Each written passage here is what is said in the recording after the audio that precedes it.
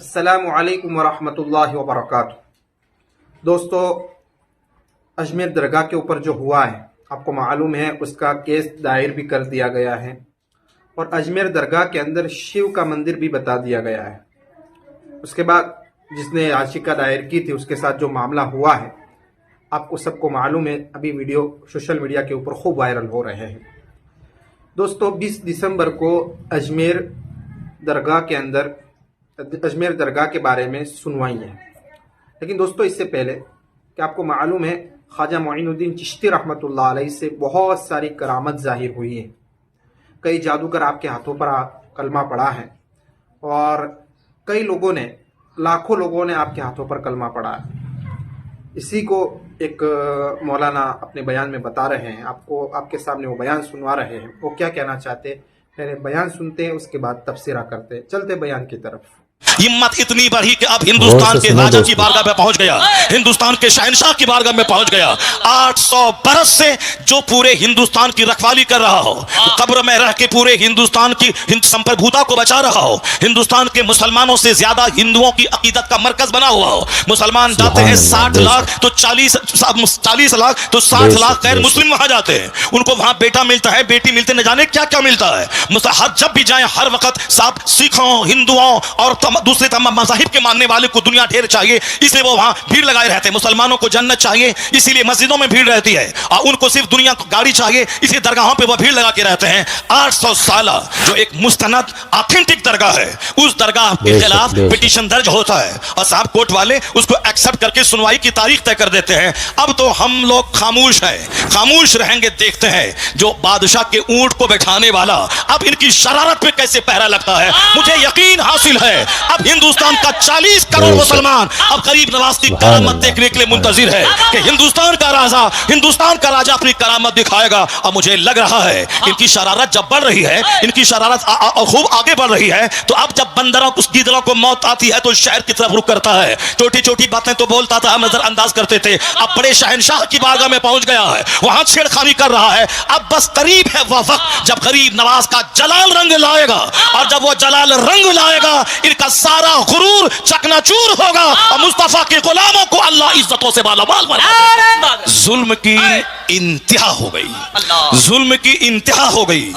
جس آستانے سے کروڑوں ہندو فیض اٹھاتے ہیں، جن کی غریبی دور ہوتی ہے، بھیک مانگنے کے لیے 24 گھنٹے پڑے رہتے ہیں، اس مقدس آستانے کے خلاف انہوں نے چھیڑ چھاڑ کرنے کی کوشش کی ہے۔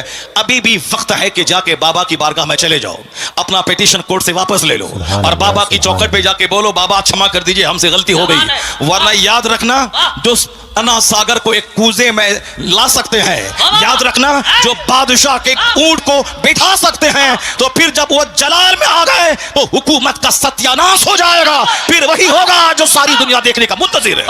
اس لیے اے قوم مسلم، آپ کو قانون ہاتھ میں نہیں لینا ہے، آپ کو سڑک پہ آ کر کے بہت بڑا پروٹیسٹ نہیں کرنا ہے۔ یہ معاملہ شہنشاہ ہندوستان کا معاملہ ہے، اب معاملہ ان کی کورٹ میں پہنچ چکا ہے، بس ہم لوگ وہی کریں جو سرکار دو جہاں کے دادا عبد المطلب، جب ابرہا جو ہاتھیوں کا فوج لے کے خانہ کعبہ کو ڈھانے آ رہا تھا، عبد المطلب نے کیا کہا تھا کہ ہر شخص اپنے گھر کی حفاظت کرتا ہے، اے اللہ یہ تیرا گھر ہے، تو اپنے گھر کی حفاظت کر۔ اتنا کہہ کے پہاڑ پر چلے گئے اور پھر وہ دیکھنے لگے، دیکھیں رب کریم اپنے گھر کی حفاظت کیسے کرتا ہے۔ ساری دنیا جان رہی ہے کہ الم تر کیف فعل ربک باصحاب الفیل، کیا اس کے ساتھ سلوک ہوا۔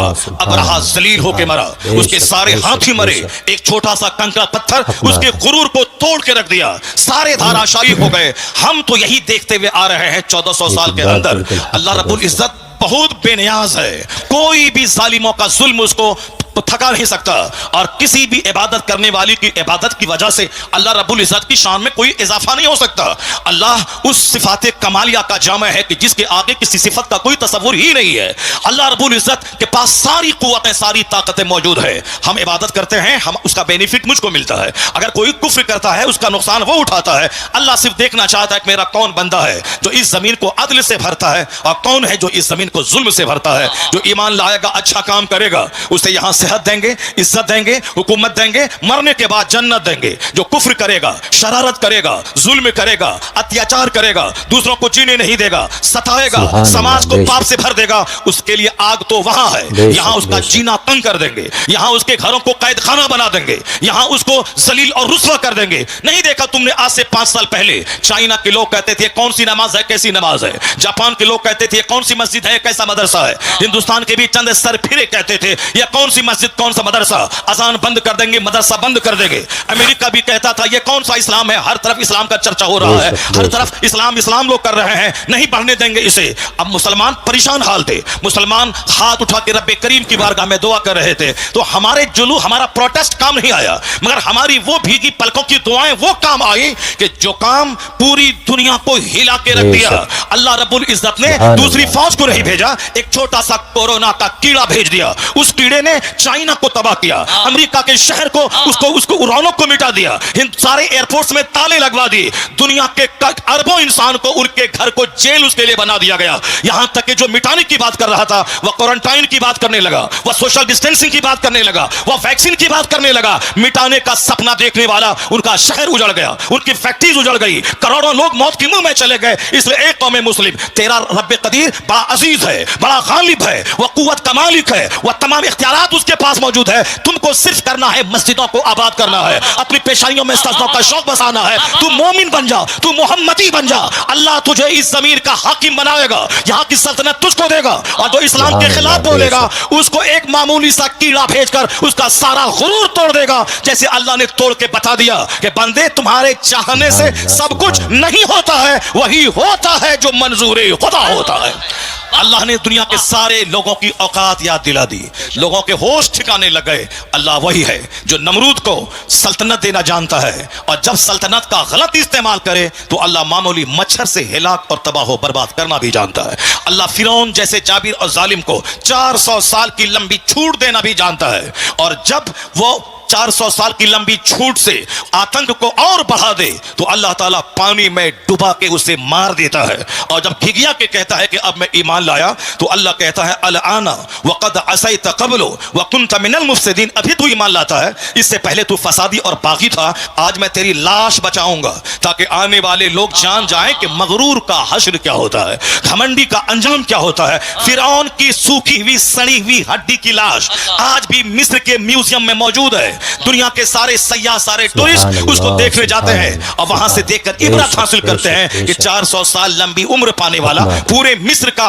बाताज बादशाह था, लेकिन अल्लाह ने उसे ऐसा जलील किया, उसकी डेड बॉडी को दूसरों की इबरत की खातिर रखा, उसके ईमान को कबूल नहीं किया। तो इसलिए एक कौम मुस्लिम, तू नमाज पढ़, रोजा रख, हज कर, ज़कात दे, मस्जिद को आबाद कर, मदरसा को आबाद कर। अखबार पढ़ के ज्यादा इस्लाम के बारे में टेंशन मत बोल ले कि हमारा मुस्तकबिल क्या होगा, आने वाले दिन में इस्लाम का क्या होगा। यह सब टेंशन लेने की कोई जरूरत नहीं है। इतना यकीन कर ले, गिरह बांध के रख ले, जो अल्लाह कल के फिरौन को नहीं छोड़ा, पानी में डुबा के मार दिया है, वही अल्लाह आज के फिरौन को भी नहीं छोड़ेगा, आज के नमरूद को भी नहीं छोड़ेगा, आज के शद्दाद को भी नहीं छोड़ेगा। बस तुम्हें सिर्फ सब्र करना है, मस्जिदों को आबाद करना है। जो काम एटम बम से नहीं होता है वो काम तेरे सजदे से हो जाता है। तुम्हारी ताकत रूहानी ताकत, तुम्हारी ताकत स्पिरिचुअल फोर्स, तुम्हारी ताकत आध्यात्मिक शक्ति है। आज हम जलील इसीलिए हो गए, मेरी मस्जिदें वीरान हो गई, मेरा जलसा उजड़ गया, हमारी खानकाह सिर्फ तेल और पानी का मरकज बन के रह गई, हमारी मस्जिदों में दांत टूटे चंद बूढ़े रह गए, और हमारे जवान उनके कुफ्फार और मुशरिकीन के जवान की तरह हरकतें करने लगे। हमारे घर में क्रिकेटर का चर्चा, हमारे घर में साहब बैरिस्टर का चर्चा, हमारे घर में नेता का चर्चा, हमारे घर में बंबई जाकर के फैक्ट्री डाल के 2-4 मकान खरीदने वाले दुनियादार का चर्चा, हमारे घर में खूबसूरत खवातीन का चर्चा, हमारे घर में खूबसूरत नौकरी करने वाले लड़कों का चर्चा। अब जाहिर सी बात है जब खूबसूरती का चर्चा होगा तो हमारा बेटा दिमाग में ये बात बिठाएगा हमें खूबसूरत औरत चाहिए। अब चाहे वो अपना चेहरा आईना में नहीं देखेगा कि हमारी सूरत कैसी है, हमारी नाक टेढ़ी है, हमारा रंग काला है, मगर वो तमन्ना करता है क्या कि हमारी बीवी बिल्कुल करीना जैसी खूबसूरत मिल जाए। सबकी तमन्ना ये खूबसूरत मिल जाए, क्योंकि उनके घर में खूबसूरती का चर्चा होता है, उनके घर में मुलाजमत का चर्चा होता है, उनके घर में क्रिकेट का चर्चा होता है। अगर मेरी बेटी किसी खूबसूरत चेहरे वाले के साथ भाग कर ईमान का सौदा कर ले, ये कसूर माँ बाप का है जो अपने घर में हुस्न का चर्चा करता है, दौलत का کا چرچا کرتا ہے, سروس کا چرچا کرتا ہے, اسکول کالج کا چرچا کرتا ہے. یہ بتا دے کہ جس کے گھر میں عالم کا آنا جانا ہو, جس کے گھر میں پیر کا آنا جانا ہو, جس گھر کے بال بچے اپنے عالم کی تہجد کی نماز کا منظر دیکھ رہے ہو, وہاں تلاوت قرآن کا منظر دیکھ رہے ہو, میں دعوے سے کہتا ہوں جہاں کفار کا آنا جانا ہوگا, جہاں ٹکیت کا آنا جانا ہوگا, جہاں دنیا دار کا آنا جانا ہوگا, اس کے بچوں کا دنیا دار بننا جب طے ہے, اسی طرح جہاں نمازی کا آنا جانا ہوگا, عالم کا آنا جانا ہوگا, مشائخ کا آنا جانا ہوگا, ان کے گھر کے بال بچوں کا ایمان کا بچنا بھی طے ہے, وہاں نمازی بننا بھی طے ہے. اس لیے بزرگوں نے کہا اپنے گھر میں چوروں کو مت آنے دے, اپنا دسترخوان نیکوں کے لیے بچھا, عالموں کا آنا جانا ہونے دے, مشائخ کا آنا جانا ہونے دے. دکھنے کا اثر ہوتا ہے, جہاں چوری ہوگی وہاں کے بچے چور پیدا ہوں گے, جہاں تلاوت قرآن ہوگی وہاں کے بچے غلام حسین پیدا ہوں گے. کوئی تحریک ہمارے بچوں کو کافر ہونے سے بچا نہیں پائے گی, کوئی تحریک ہماری مرتد ہونے والی بیٹیوں کو بچا نہیں پائے گی. اس کے لیے ہر ماں باپ کو آگے آنا ہوگا, اپنے گھر میں اسلامی کلچر بنانا ہوگا, اپنے بال بچوں کے دل دماغ میں اسلام کی عظمت بٹھانی ہوگی, اپنے بال بچوں کے سامنے حضور کی حیات طیبہ کو بیان کرنا ہوگا, اولیاء صالحین کی زندگی کا مطالعہ کرنا, اولیاء صالحین کی زندگی بتانا ہوگا. اب ذرا غور سے دیکھیں کیسے حالات تھے, کیسے لوگ تھے, کس طرح سے جیتے تھے. امیر اس دور کے کیسے تھے, غریب اس عہد کے کیسے تھے, عورتیں اس عہد کی کیسی تھی, مالدار اس عہد کے کیسے تھے. اسلامک ہسٹری کا ایک چیپٹر میں کھولتا ہوں, ذرا غور سے اس کو سنیے. اس کے بعد پھر میں آ کے آپ کو بتاؤں گا کہ نیتا ہمارا کتنا جھوٹ بولتا ہے. نیتا ہمیں ڈرا کر کے ہم سے ووٹ لیتا ہے. وہ کیا بولتا ہے کہ اگر تم ہم کو ووٹ نہیں دو گے تو تمہاری زندگی خطرے میں پڑ جائے گی, تمہارا مستقبل خطرے میں پڑ جائے گا, اسلام خطرے میں ہے. ہم آج 50 سال سے سنتے ہوئے آ رہے ہیں اسلام از ان ڈینجر, اسلام خطرے میں ہے, اسلام خطرے میں ہے, اسلام خطرے میں ہے. جو مولانا بولتا ہے اسلام خطرے میں ہے, یقین جانے کہ وہ مولانا سچ نہیں, وہ جھوٹ بول رہا ہے. جو نیتا بولتا ہے اسلام خطرے میں ہے,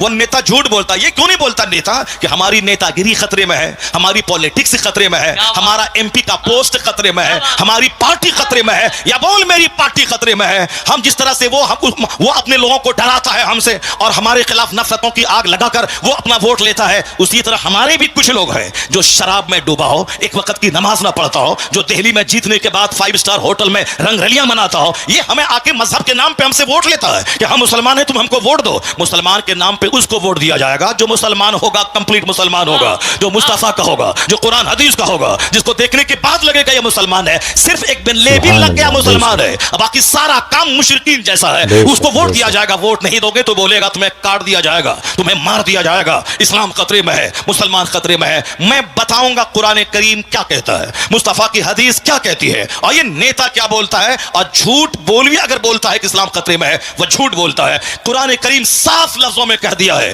یریدون لیطفئوا نور اللہ بافواہہم واللہ متم نورہ.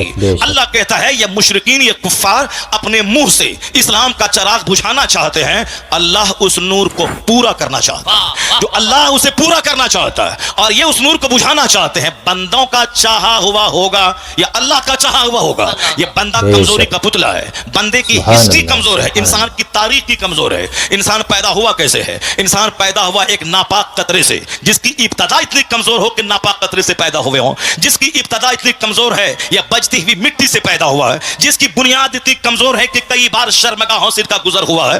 باپ کی ریڑھ کی ہڈی اور ماں کے سینے کی ہڈی سے جو قطرہ نکلتا ہے اس سے یہ انسان پیدا ہوا. یہ میں نہیں کہتا, پیدا کرنے والا میرا خالق کہتا ہے. فَلْيَنْظُرِ الْإِنسَانُ مِمَّا خُلِقَ مِن مَّاءٍ دَافِقٍ يَخْرُجُ مِن بَيْنِ الصُّلْبِ وَالتَّرَائِبِ إِنَّهُ عَلَىٰ رَجْعِهِ لَقَادِرٌ. اللہ کہتا ہے a man should consider in his creation, آدمی کو اپنی پیدائش پہ غور کرنا چاہیے کہ وہ پیدا ہوا کیسے ہے. اللہ کہتا ہے وہ پانی کا کودتا ہوا قطرہ منی کا جو باپ کی ریڑھ کی ہڈی سے نکلتا ہے, ماں کے سینے کی ہڈی سے نکلتا ہے اور وہ بچہ دانی میں پہنچتا ہے اور 4 مہینے تک وہ بلڈ وہ نطفہ اپنی اصل حالت پہ رہتا ہے. اگلے 40 دن تک, اگلے 40 دن میں وہ لوتھڑا بنتا ہے, اگلے 40 دن میں ڈھانچہ تیار ہوتا ہے, اگلے 40 دن کے بعد اس میں جان ڈالی جاتی ہے, 120 دن کے بعد اس میں جان ڈالی جاتی ہے. اب 40 دن کا ایک پیریڈ گزرتا ہے, پہلے لوتھڑا, اس کے بعد ڈھانچہ, پھر اس کے بعد اس میں جان ڈالی جاتی ہے. جان ڈالے جانے سے پہلے اگر ایماندار نیک پرہیزگار مسلمان ڈاکٹر بولے اگر یہ حاملہ رہی, حمل سے رہی تو اس کی جان کو خطرہ ہے, تو نیک متقی پرہیزگار ڈاکٹر کی بات مان کر اس قاطع حمل ایبورشن ہو سکتا ہے. لیکن اگر جان ڈال دی گئی پھر کسی کی بات نہیں مانی جائے گی. 4 مہینے کے بعد کوئی ایبورشن اگر کرتا ہے وہ اس بچے کا قاتل اور مرڈرر ٹھہرتا ہے. تو ایک ناپاک खतरे से ये इंसान पैदा हुआ है। अब पैदा होता किस रास्ते से है वह सबको मालूम है, और वह नुत्फा जाता किस रास्ते से है वह सबको मालूम है। ये पूरी कहानी कुरान में 2-4-10 जगहों पे बयान किया गया है। ये बयान क्यों किया गया है? सूफिया कराम कहते हैं लोगों का मजाज है, जब जवानी मिली मगरूर हो गया, दौलत मिली घमंडी हो गया, छोटा सा घर कच्चे का पुख्ता बना दिया, अब वो साहब समाज में अपने आप को सबसे बड़ा समझने लगा। हुस्न पे मगरूर होता है बंदा, मकान पे मगरूर होता है बंदा, थोड़ी शोहरत मिल गई उसमें मगरूर होता है बंदा, ताकत जवानी मिली उसमें मगरूर होता है। ये गुरूर तो उसे तबाह कर देगा। ये गुरूर तो समाज में नफरतों की आग लगा दिया है। आज समाज में हर आदमी तन्हा महसूस करता है, क्योंकि हर आदमी अपने आप को दूसरों से बड़ा समझता है। गुरूर की वजह से कोई किसी के घर नहीं जाता है, तो हर आदमी ईद के दिन अपने घर में बिल्कुल भैंस बन के बैठा रहता है, पहल करके नहीं जाता, मुंतजिर रहता है कि वो मेरे घर में आए। अब वो भी मुंतजिर रहता है कि ये मेरे घर में जाए, ना वो आता है ना यह जाता है, दोनों अपनी सेवई खुद खाते हैं और मोहब्बतों से महरूम रहते हैं। मोहब्बत वहां नहीं होती जहां इंतजार किया जाता है, मोहब्बत वहां होती है जहां खुद से पहल की जाती है। बंदा खुद से पहल करे, मुंतजिर ना रहे कि वो सलाम करेगा, बल्कि खुद से सलाम में पहल करे, इंतजार ना करे कि वो मेरे घर में आएगा, पहल करके ये खुद उसके घर में चला जाए। वो सारी कैफियतें जब थी तो गुर्बत में भी राहत का मजा मिलता था, और आज सब मकान बना रहे हैं और सबका दिल उजड़ रहा है, सबका चेहरा उजड़ रहा है, समाज नफरतों की आग में जलता चला जा रहा है। आका ने कहा था ला तदखुलूनल जन्नत हत्ता तुमिनू, जन्नत नहीं जाओगे जब तक कि मोमिन न बन जाओ, वला तुमिनू हत्ता तहाब्बू, मोमिन नहीं बनोगे जब तक कि आपस में एक दूसरे से मोहब्बत न करो। मोहब्बत करना मोमिन बने रहने के लिए जरूरी है। अपने पड़ोसी से मोहब्बत जरूरी है ईमान बचाने के लिए, अपने रिश्तेदारों से सिले रहमी जरूरी है ईमान बचाने के लिए, अपने गांव के गरीबों से मोहब्बत जरूरी है ईमान बचाने के लिए, और मालदारों को गरीबों से, गरीबों को मालदारों से मोहब्बत जरूरी है ईमान बचाने के लिए। नफ्स के बहकाव में न आए, शैतान के बहकाव में न आए, और घमंडी ना बने, घमंड चकनाचूर कर देगा। दोस्तों आपने इस मुफ्ती साहब के जो भी है मौलाना को सुना, बहुत शानदार बातें बता रहे। हकीकत में ख्वाजा मोइनुद्दीन चिश्ती रहमतुल्लाह अलैह से बहुत सारी करामतें जाहिर हुई हैं, क्योंकि अल्लाह के वली थे और वली से जो जाहिर होता है उसको करामत कहते हैं।